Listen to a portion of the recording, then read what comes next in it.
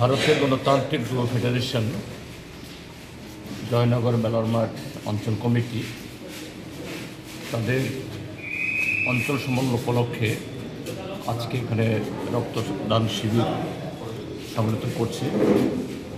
আমি প্রথমত তাদেরকে আন্তরিক শুভেচ্ছা এবং ধন্যবাদ জানাচ্ছি যে এই সময়েতে যখন যুব সমাজকে একটা আত্মকেন্দ্রিক একেবারে সমাজ থেকে বিচ্ছিন্ন শুধুমাত্র নিজের জন্য বাঁচতে হবে এরকম মানসিকতা তৈরি করার চেষ্টা আমাদের গোটা ব্যবস্থার মধ্য দিয়ে খুবই সক্রিয়।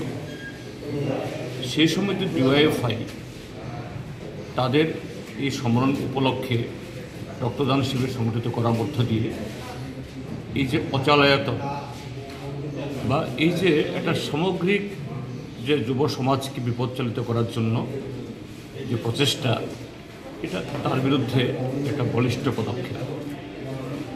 এভাবেই যুব সমাজের মধ্যে মানবিক মূল্যবোধ এবং আমি একা নই, সমাজের জন্য আমাকে বাঁচতে হবে, সমাজের জন্য পড়তে হবে, তিলে তিলে যদি সেভাবে করে তোলা যায় তাহলে নিশ্চয়ই এই অন্ধকার প্রতিগন্ধময় ব্যবস্থা থেকে আমরা বেরিয়ে আসতে পারব।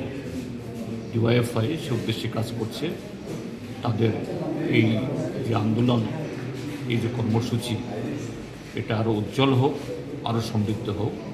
আজকে যা রক্তদান করছে প্রত্যেককে আমি আন্তরিক শুভেচ্ছা জানাচ্ছি এবং তাদের সুস্বাস্থ্য এবং দীর্ঘায়ু কামনা করছি।